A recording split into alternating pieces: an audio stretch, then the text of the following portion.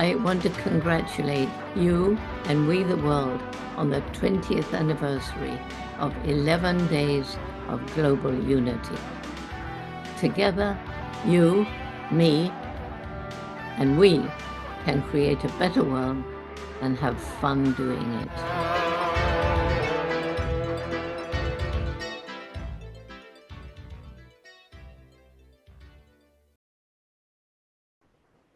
Welcome to the 11 Days of Global Unity Summit and celebrating the 20th anniversary of 11 Days of Global Unity.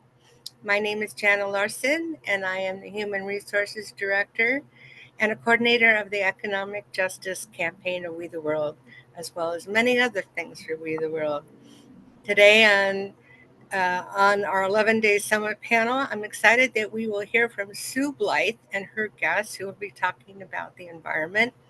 For the full 11 day schedule, you can register for free by going to 11daysofglobalunity.org. And note that 11 is a numeral. So that is 11daysofglobalunity.org. At the website, you can see replays of the recordings as well. And you can also make a contribution to support We the World by going to we.net, and we thank you. Now let's bring in my co-host, Rick Ulfik. Rick Ulfik is the founder of We the World at we.net and the co-creator of 11 Days of Global Unity. Welcome to the broadcast, Rick Ulfik. Thank you, Jana, and thank all of you so much for joining us.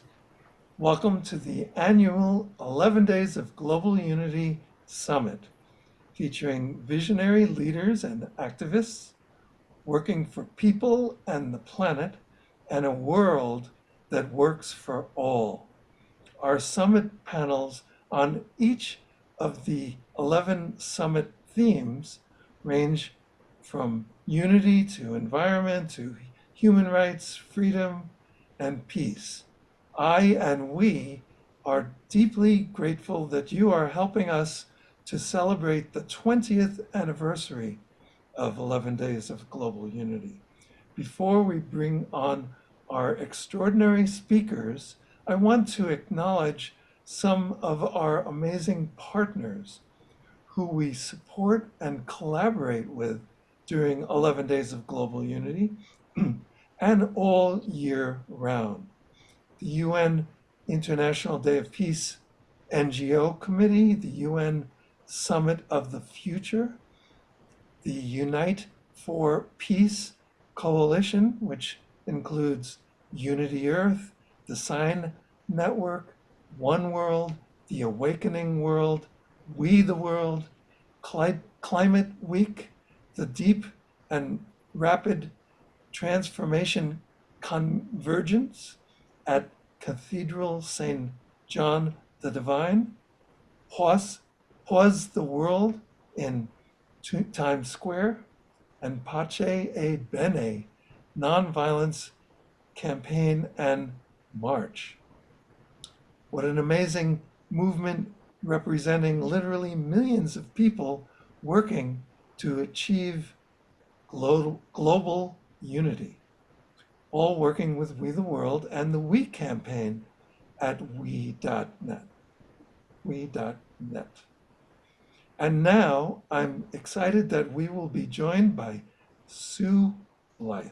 Sue Blythe is a We Team member and partner working with We the World's Environment campaign. She facilitates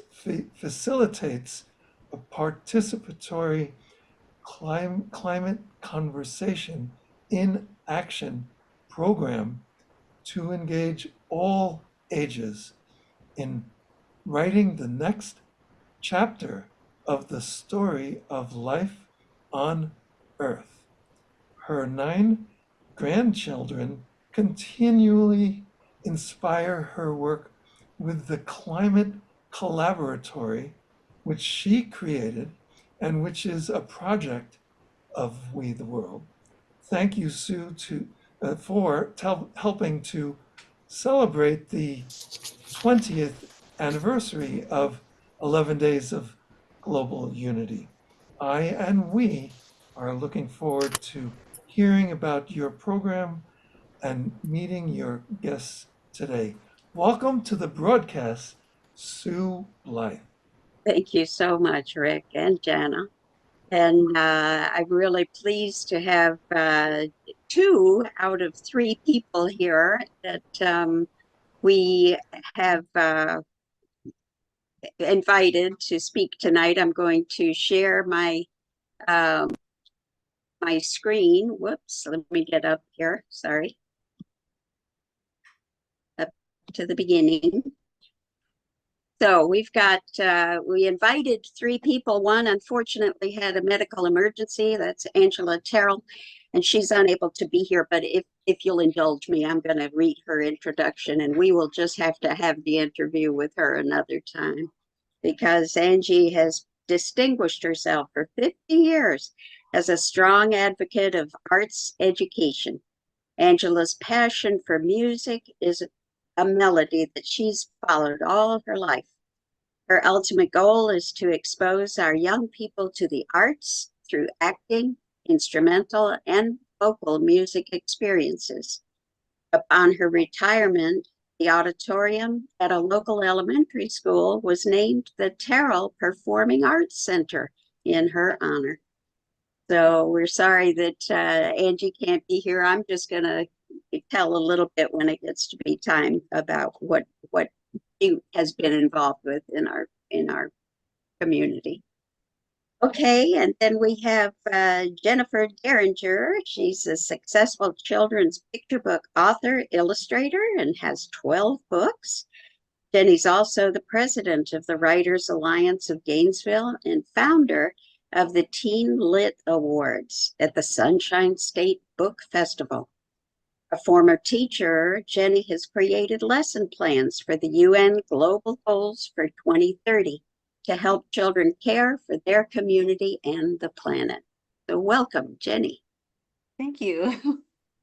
And Jonathan Shinn, during his 20-year career leading a successful technology startup, Jonathan became deeply interested in organizational culture and purpose, empowering people to bring their full humanity and develop their unique gifts and purpose. He has traveled the world with his family and has been involved in various community living experiments. He's the father of 4 children who just happen to be my grandchildren. John and his wife, Carrie, co-founded the Thrive Hive self-directed learning community in Gainesville, Florida. So thank you all for being here. And I have a little story to tell, and then I will hear from each of you. Hello, it's me, the sage and Grandma Sue Blythe, and I have a story that I want to tell my grandchildren and all grandchildren. On the road to 2030, 2050, and beyond is a collaborative storytelling adventure for the human family. We are one human family and one Earth community with common destiny. And we like to use the words of the Earth Charter in our work. Today, we're planting seed ideas in the gardens of global unity where all things are possible. We are, as I mentioned, the Climate Collaboratory, and we are a project of We the World. And of course, We the World hosts the 11 Days of Global Unity, and that's where you'll find our 11 Gardens of Global Unity. And these are the 11 topics that go from September 11th through the 21st of the month, which is the International Day of Peace.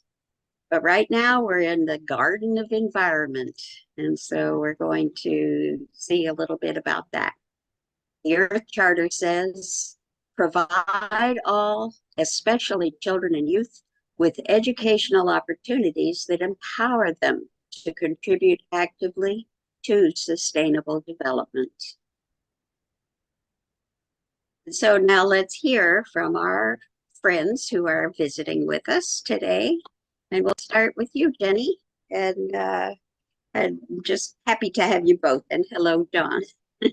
We'll hear from you in just a minute. So, Jenny, whoop, you're muted. I have trouble speaking off the cuff. So Okay, I wrote my stuff out. Is that all right? that's fine. Me Okay, too. good. Me too. Okay. Um, did you want me to put the call to action in this or do it as No, we'll do that later. Yeah, okay, I have a yeah, little call to action. I that's I have it's about 5 minutes I'm yeah. talking right now. Okay, perfect. Um, thank you all for letting me have this exciting opportunity. As I was looking through the We the World 11 Days of Unity website, this spoke to me. No effort is too small to be recognized for its importance. That's kind of how I see myself, as small, but statements like Rick's give me confidence that I can be more and do more than I imagine. I realize that everything I've done has led me to where I am today. Even the decisions I made years ago have been consistently moving me in the same direction. I had a very happy childhood. I got a degree in elementary education from Florida State University. I started writing children's books focusing on social and emotional learning skills. I joined organizations that were like-minded. The Writers Alliance of Gainesville is our local writers guild. I have been fortunate to be its president the last 2 years. It has given me an opportunity to forward a literacy campaign. I believe education and literacy are the keys to unlocking many, many doors. I also believe that being uneducated and illiterate is a great inhibitor and a source of almost all inequity. The Writers Alliance has allowed me to make headway toward my goal of attacking illiteracy.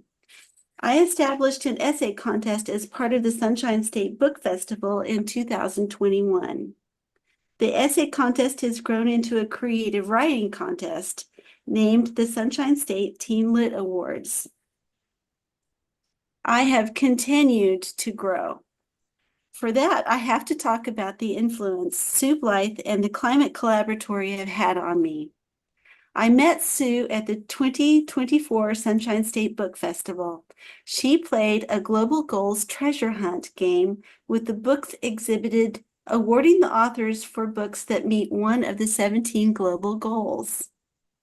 We then worked with a mutual friend, Mallory O'Connor, to create the Climate Story Postcard Project in celebration of Alachua County, Florida's 200th anniversary.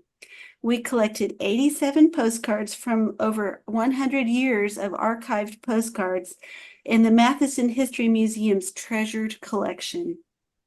Writers Alliance members were invited to write short essays or inspirational stories based on the postcard they picked.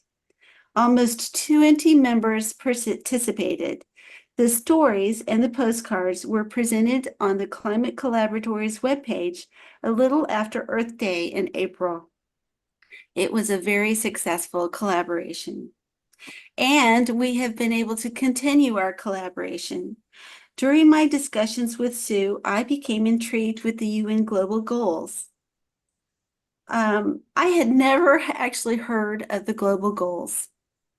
So they were really intriguing to me. I mean, I'm part of a what I consider a pretty intellectual community. I have grandchildren. I know lots of teachers, and yet it still isn't publicized on the news. It's not on my Pinterest feed or Instagram feed, and I want to know why.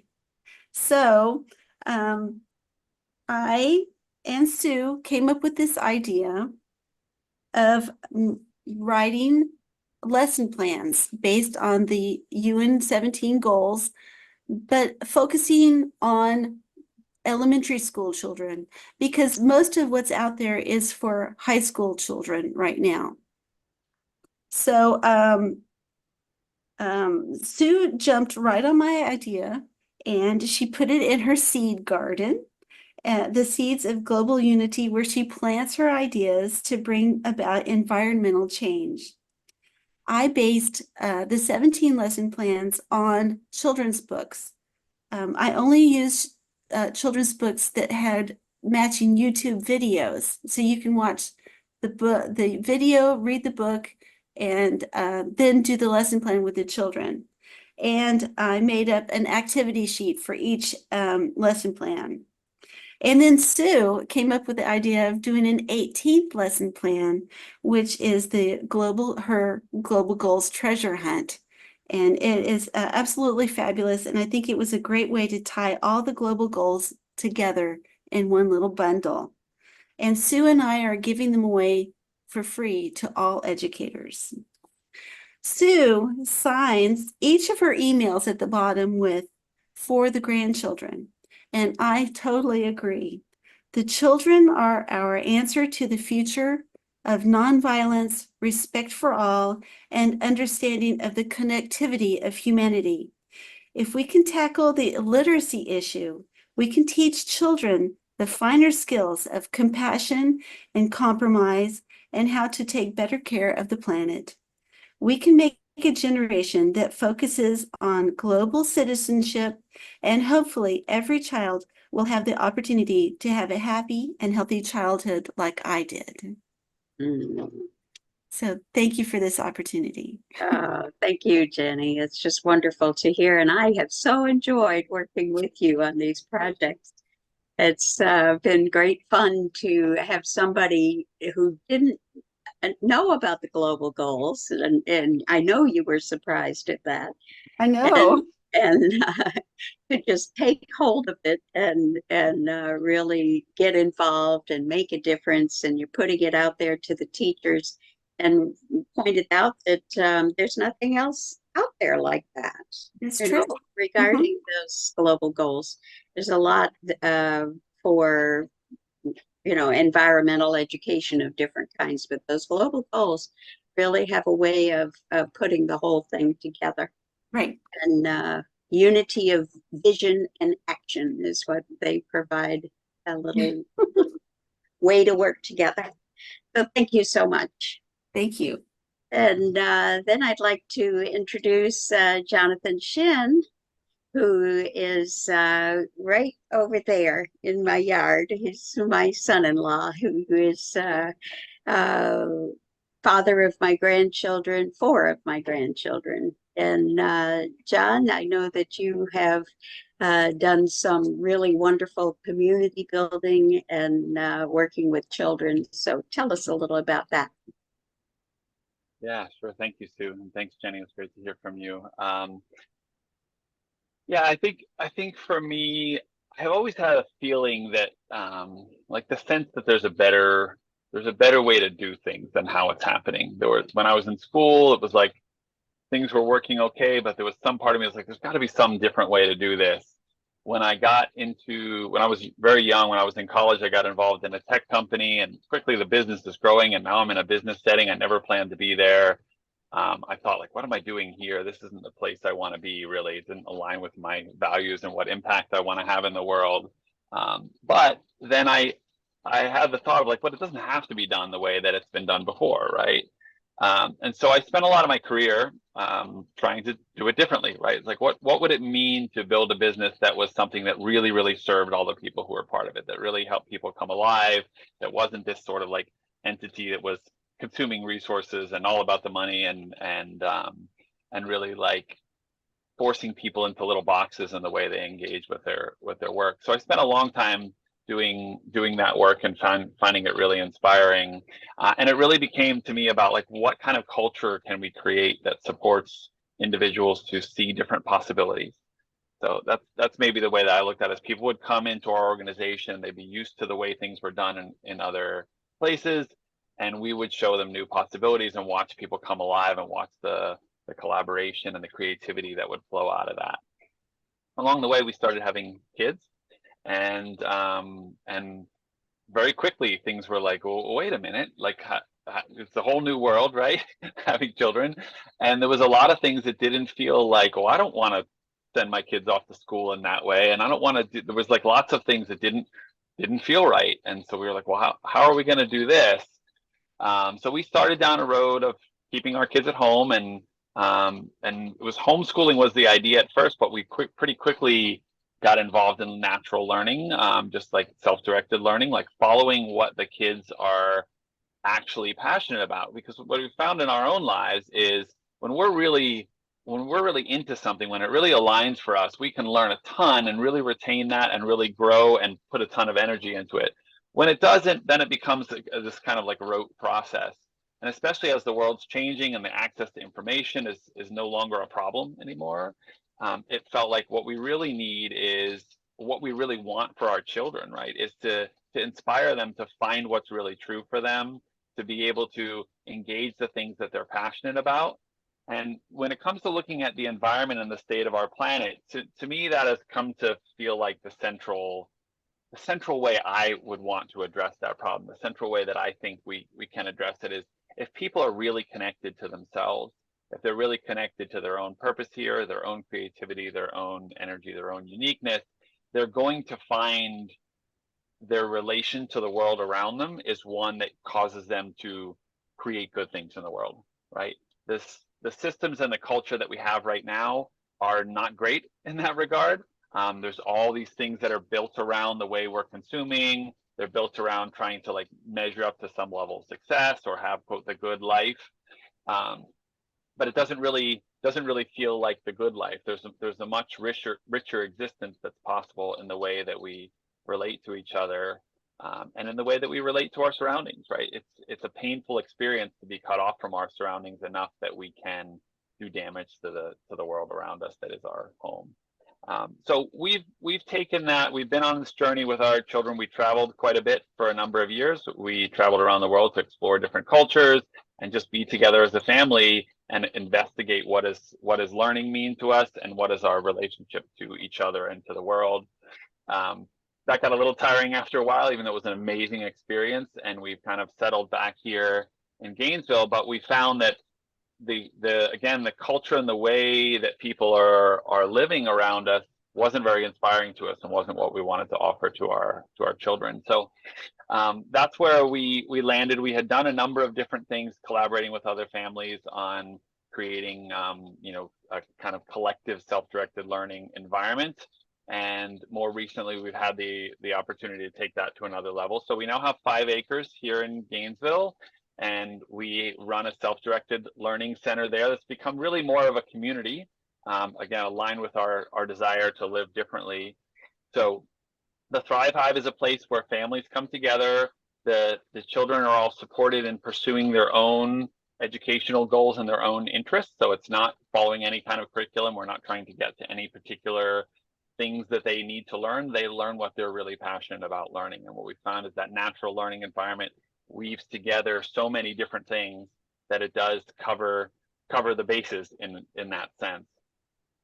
And much more than that, it's very much become a community living experiment. So we have several families that have now moved to the property, and all of the families that are involved in the Thrive Hive are committed to the way that we're living together. We're growing our own food together here. We've set up composting toilets to be able to use. We're experimenting with all these different things that are kind of hard to do in our current culture and society, and would be really hard to do in isolation. But when we're working together, when we're living together in that way, and collaborating on experimenting in the things that feel more aligned with our hearts, then it's way more possible when we're doing it in a collective.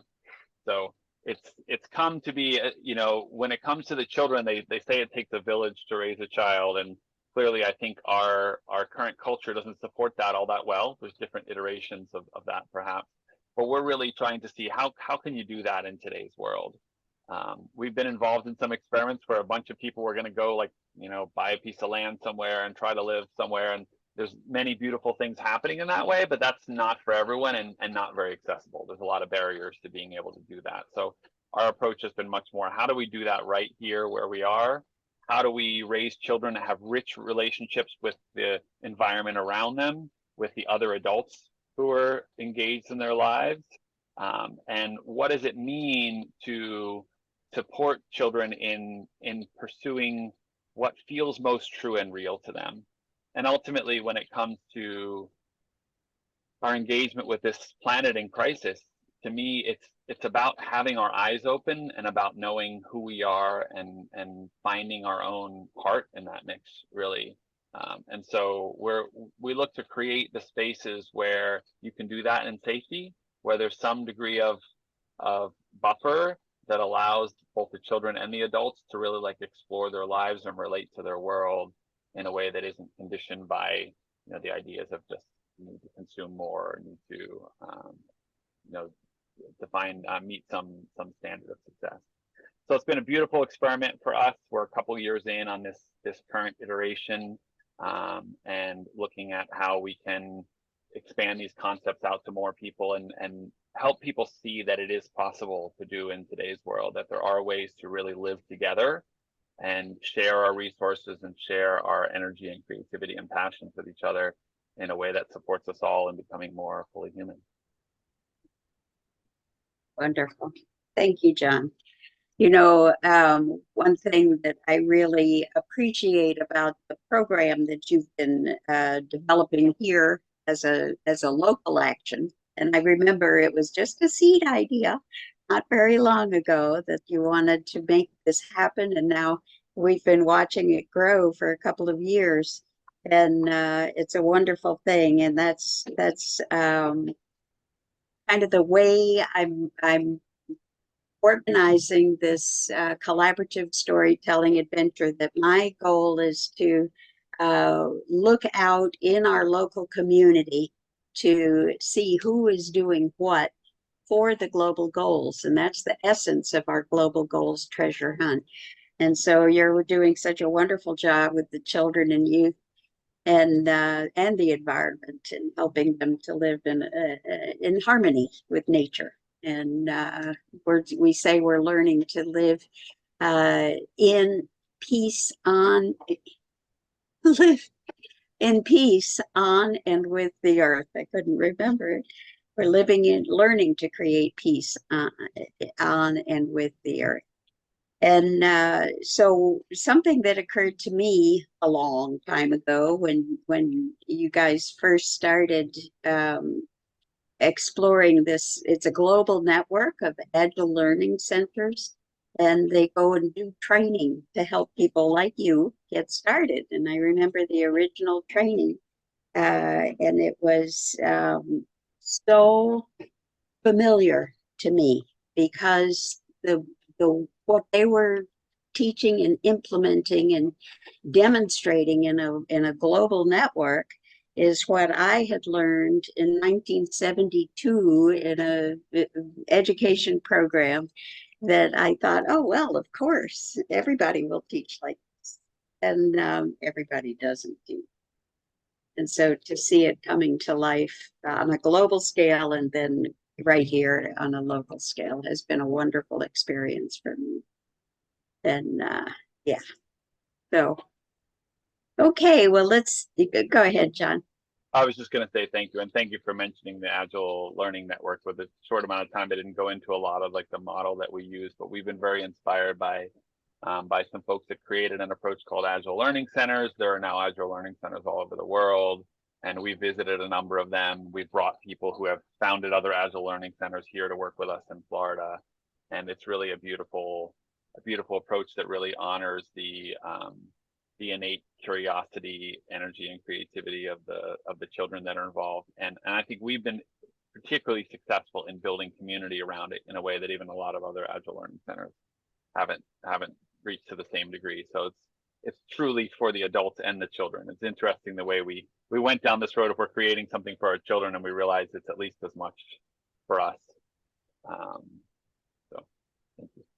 It's a wonderful thing. Thank you for the Agile Learning Network if you're interested.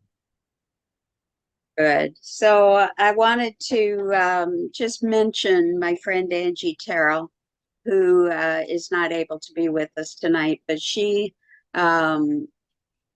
grabbed on, similar to Jenny, she just grabbed onto this idea of creating a play. I was looking for a musical play based on the global goals and the Earth Charter, and I had lots of ideas about what that might look like. And so we got into a conversation that really went on several years. We did during COVID, we did some work with the children at her theater, putting together what we call trailer videos of this musical play that we were envisioning.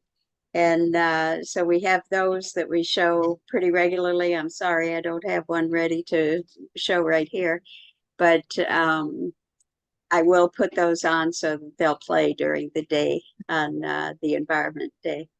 And the second thing that happened was after COVID, I was working with some of her young people, and they took this whole concept and said, we got it, we can do this.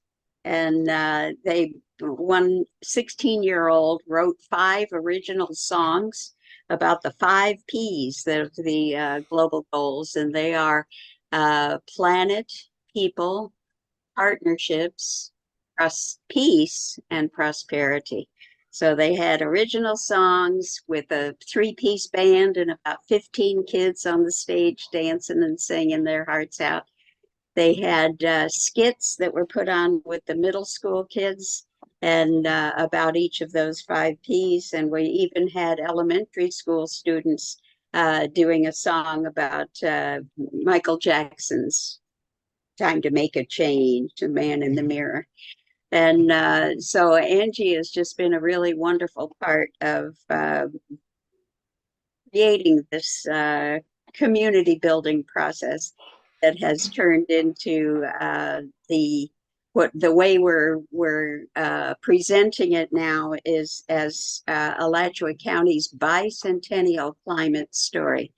And so we will be doing that with the Matheson History Museum in December. They'll be launching an online museum exhibit with all of our friends who are growing seed ideas in our Gardens of Global Unity and looking back 200 years in the past. We're trying to make it an intergenerational activity and involving as many kids as we can. So we're reaching out to the schools and faith groups, and it's a big deal and a lot of fun to work on. So that's what we're up to, Rick. All right. Right here in Alachua County, Florida. Yeah, that's wonderful. Wow, it's so great to hear everybody's activities and hopes and dreams for the future. So, so I want to see if we can think about a call to action going forward. Um, and it could be whatever you think, works for you. But sometimes it's good in terms of engaging people who are kind of interested, but it's a way to focus. Maybe there's something that they could do uh, that they're inspired to do, hearing what one or all of us are saying. So, anyone want to start? And of course, react to anything that anybody has said. And Jana, since you are just joining the conversation after introducing us all, and do you have any reactions or anything that you wanted to share? Well, I think it's very inspiring to hear what everyone is doing. Of course, we know Sue has been working on this for a long time, so it's always nice to hear what all she's doing and cooking up. And I would just say that it's important to realize and remember that you don't have to be just like Sue or Jenny or Jonathan. Those are you guys are doing big things, and it would be neat if everybody could do that. But just starting small is a step in the right direction, and remembering that one thing can be a big thing, and then other people will hopefully get the bug and think, well, I can do that too, well, maybe I'll do this or I'll do that. And if everybody did one thing, it would make a big difference. So I think keeping hope alive and not getting overwhelmed is key, and then the rest will follow. That sounds great. Anyone else want to Well, share? I can read what I wrote. Oh, good. Okay, about my call to action. Education is the key. Talking about the global goals makes them real and achievable. Remember, I said that I hadn't heard about them, so talking about them is the way that we spread the word about them. They should not be a secret, especially to children who will save our future. Parents, grandparents, and educators are invited to download the free UN Global Goals lesson plans created by Sue and myself, because every call to action is supposed to have a doable action. I want all parents and grandparents and public school teachers, private school teachers, homeschool teachers. I want everybody to have access to the lesson plans, because the children are where we need to focus our attention. Because we are the change makers right now, but the children are the ones that we want to change to be able to fix the future. So you can find the lesson plans on Teachers Pay Teachers for free, or on my website, www.jennydearinger.com, or I'm pretty sure that Sue will get them up on her website as soon as possible. And I think all the lesson plans in the unit of the 18 lesson plans are fun, but if a teacher only has time to share one or two with their student, it will make a difference, as Jana just said. And I'm going to go back to what you said, Rick, on your website. No effort is too small to be recognized for its importance. And that's my call. Good Thank you. one. Yeah, good Thank one. you. You want to go for it, John? Yeah, I'm rolling around what really comes up for me, and I think this reveals a little bit about the kind of the type of person I am and the way I approach life. Because what comes up for me really is about the inner exploration around these ideas. Like, so I think for me, the call to action I would want to put is the personal like investigation or meditation on what is your relationship to this world as we see it, and what is the unique gift that you have to offer in that space. And to me, that's not doesn't have to take any particular form. It's not about something that is recognized in the world. As you say, no action is too small. I think the sort of internal movement to look at what does this really mean to me, and where in my life am I hiding from my own truth, I guess I would say. Where am I going with what I've been told, with what the culture and the society kind of brings to me? So many things get conditioned into us and help us and limit us from seeing what's possible and limit us from fully expressing ourselves. So I think finding your own unique expression and what that looks like, just in small ways that can lead to big ways. That would be my call to action. Fabulous. Thank you. And Sue, did you want to Sure. put I it I together? probably need to say something about John said look inside, and that's where all of this springs for me, is through my faith, and being able to find the peace within and look for it happening in other places, and acknowledge when you see it happening. And I love the quotation from the Earth Charter that says, recognize that peace is the wholeness of right relationships with oneself, other persons, other cultures, other life, Earth, and the larger whole of which all are a part. And so we are truly one human family and one Earth community in a beautiful context. And so we are learning how to live together on this sweet planet. that sounds wonderful. Thank you, Sue.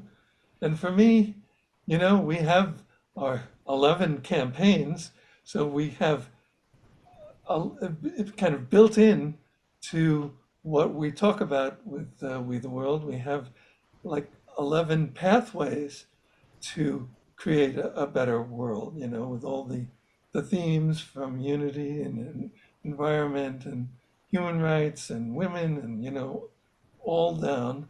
And but ultimately, even if you're attracted to uh, one of these themes and you want to get involved or learn more, that kind of thing, ultimately it kind of feeds the whole. And that's the whole concept of we, right? So the pathway, the narrow pathway actually broadens out to we, the world. So we realize our place in we the world. And sometimes when people hear they hear about me and my organization for the first time, they say, "Oh, it sounds like you're doing some good work with We the People." And I say, "It's not just people; it's we the world. It's animals and mountains and ecosystems. We're actually all part of the whole thing." So, Jana. Well, thank you all so much for everything you are doing for the world. This has really been amazing, and it's an honor to be here to listen to what you have to say. And thank all of you for watching this and for being a part of the 20th anniversary of 11 Days of Global Unity. Please go to we.net to get involved and even make a contribution if you want. Rick? Yeah. Well, first of all, I just want to say thank you. This has been a really inspiring conversation, and thank you for being part of 11 Days of Global Unity 20th Anniversary Summit. And as we usually say, this is like a W, right? So let's go from a me society to a we society, right? So, and this is why we launched we.net. So together we can create a world that works for all. So thank you so much.